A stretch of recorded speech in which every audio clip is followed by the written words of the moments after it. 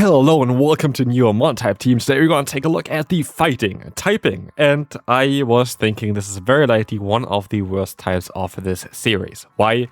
Because you can't counter the weaknesses. We have the fighting typing that is of course weak to Psychic type Pokemon, also Ghost type Pokemon because you can't hit them with fighting type damage. It's going to be weak against flying type Pokemon as well, and fairy type Pokemon. And there is nothing that really helps with that. You could go for Lucario with the fast move of Bullet Punch if you want to deal with those fairy type Pokemon, as well as at least only take neutral damage from all of those types that we mentioned prior, but Lucario is not very good. And that is the general issue with this type, and this is why I decided against it, is because there is practically no good fighting type Pokemon other than like maybe 5 different ones. And that's why I decided to go for a bit of a different route in this series. Usually I always try to go ahead and build a balanced team and a monotype team, which makes no sense, but like you can still usually manage with like secondary typings. Today I completely disregarded this. I completely didn't care about it at all. What I did try to do is I tried to counter a lot of the types offensively. What I mean with this is we have 3 Pokemon with Ice Punch. And this allows you, of course, to hit those flying type Pokemon for super effective damage. We also have 2 Pokemon with a ghost type coverage in order to still at least hit ghost types for super effective damage. And we have still a double weakness to ghost type Pokemon, which is kind of unfortunate in terms of like our defensive typing because we have a psychic and ghost type Pokemon. But that was, in my opinion, the best I could do with this type itself. And here we are ending up in situations I just don't really want to end up. Like, we are now against a Mantine, and we have nothing that we can do against it. And we lost already the first battle. But if I didn't lose you yet here as a viewer, trust me, it might be worth it to stay for the entire one today, because of what was happening, something that I personally never expected. And this is something that we see here already starting. We win the second battle, even though we kinda got destroyed. And this is something that is going to continue now throughout this general series. Is going to be very, very interesting because what we have here is matchups that are very, very strong for us. Matchups that shouldn't be that strong for us though.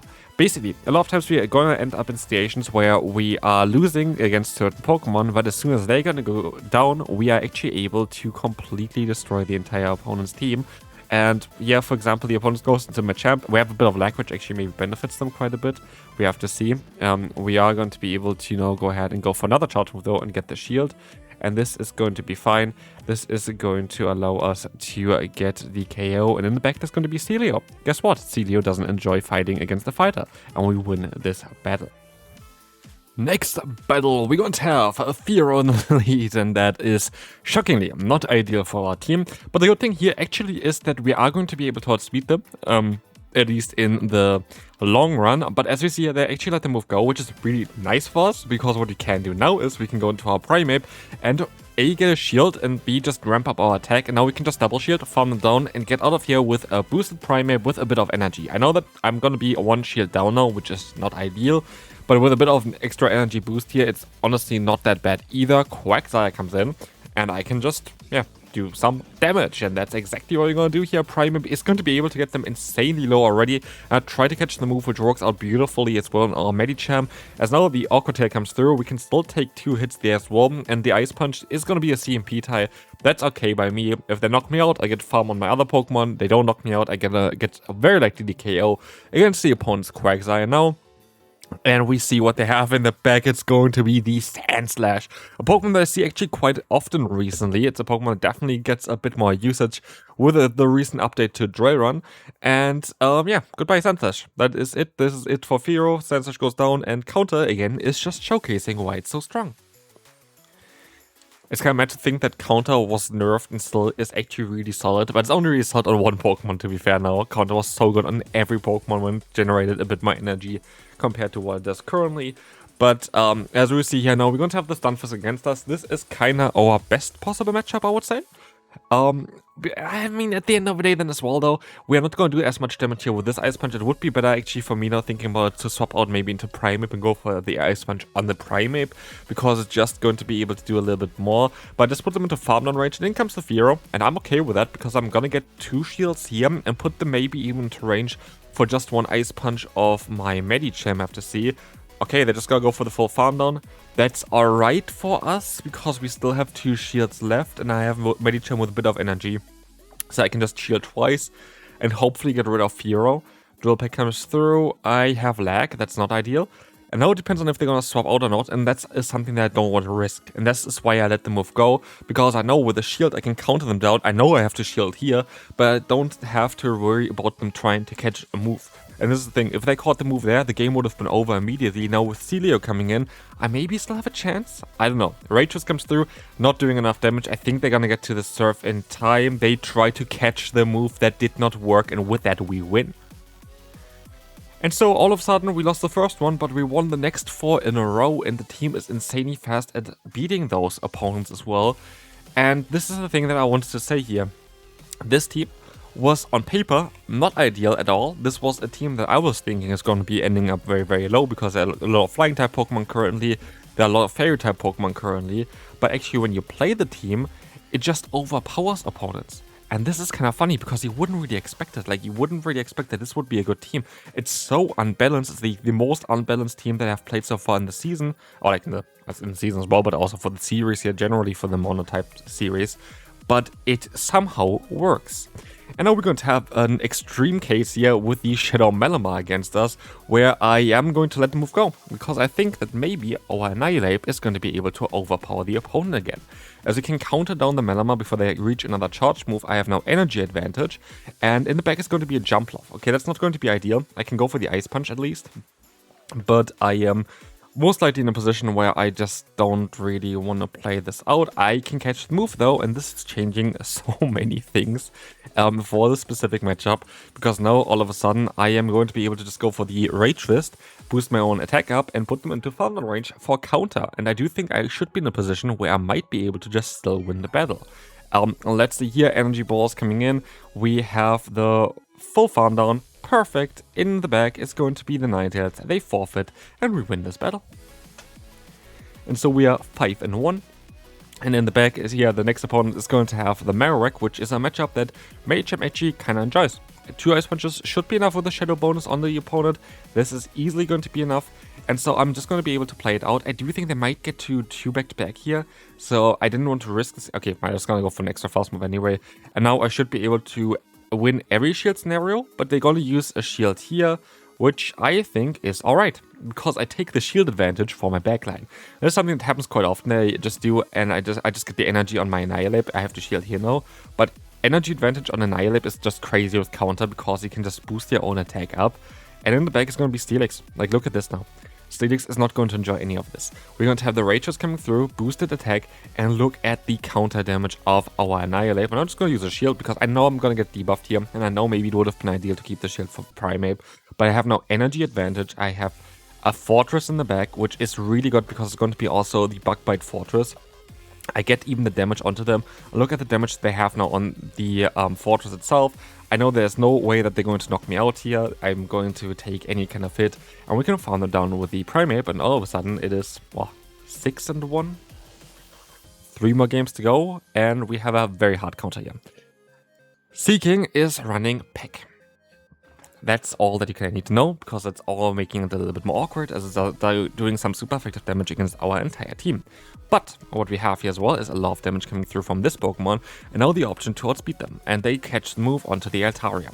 This is not too bad though, because we have Ice Punch, and I would be able to maybe try to... I should have actually went for an overfarm though against the opponent Seeking, because I could have went for the CMP title. Would have made way more sense than what I actually did at the end. But I still should be able to go for 2 Ice Punches, and now the Altaria is just in range, where I'm just going to be able to knock them out with my Medicham. And this is CMP tie, which is even better, because I can just let the move go. Then I can just let the move go. I can go into my Medicham, I can try to go for the Ice Punch. I'm forced to use a shield here. It makes no sense to let the move go for myself. They could go into their Seeking again, trying to catch the hit, but they don't. And I'm just going to be able to get another Ice Punch off against them. This is gonna knock them out, and in the back, there's gonna be very likely the Seeking coming back in here with Peck. Let's see. Oh, never mind, they're gonna go into Stunfisk. That's alright for me. Now I know the entire team. How do I play it though? How do I play it? I swap out of here. I can take a hit. I should take the hit here because it's gonna do less than what the Seeking is gonna try to do against us. And I am going to be able to go for the Ice Punch, and then this means that this Pokemon goes down. And I think this means also that we win the battle because the Seeking is nearly dead. Good game. Next up. Okay, against Elite, of course, regional winner, which you see as well. By the way, I didn't ever notice or like say anything. In all of the upcoming videos as well for the series, we are in leaderboard range. And at the current time, I ended in the top 100, I think, in the leaderboards with my recent team that I was running. Yeah, that kind of showcases actually on how and where the challenge is kind of going, because I was thinking, okay, having a Monotype challenge is going to be a little bit more difficult for me, just trying to climb in a way that, yeah, it would make things more tricky for me to actually do. But it turns out that the Monotype teams in the current metagame for PvP are seemingly superior. And this is because you just overpower opponents as they're all running like the standard lineup. And this is something that I didn't think I would take away from doing the series here right now, that actually it might be the ideal way of playing the game to maybe go for overpowering a certain type if you know it's gonna work. Because here we're going to lose because I play the Fleero perfectly, but only because I play the Fleero perfectly, they're gonna win this battle. Like, if they didn't do it perfect, which most people don't do, then they would have lost this. Yeah, it's basically the worst kind of Pokemon there for us. We're currently 7-2 with the last battle to come, which already means it's now down to like the number A, the S tier or the A tier for the ranking later, which you know already at this point. And like, this is something I didn't really expect. I always think that this is gonna be like the lowest tier. I would have been surprised if it was anything other than the lowest tier. And I'm gonna be surprised because it is not the lowest tier. And here we are in a bit of a difficult spot, and I think I maybe am not gonna be able to win this now. This looks really, really bad for me. Like really bad for me. I'm trying my best here to get them low, but I'm not sure how I'm gonna be able to win this now, sorry. Hopefully I can. The Rage is coming through, they still have another Pokemon there. It's all down to Annihilate. I think there's no way I can win this. Oh, I can farm them, okay, that's gonna be nice. We have a shield. Okay, they are in range for the Rage Fist. They are in range for that. So they're forced to shield this move up. I'm boosted. I am going to be able to outspeed them, but they go into the Licky Licky. That is a Pokemon I might be able to just farm down. And look at this, we have next to no HP, the opponent is at full health, but Annihilate just doesn't really care. Annihilate is just gonna go to town, and Annihilate is gonna shield up the Body Slam, farms them down, has the Rage Fist, wins the final battle, 8-2. That means it is, like, really, weirdly enough, the S tier for this one. Hopefully you enjoyed it. If you did, feel free to hit a like, and I will see you then. Bye bye.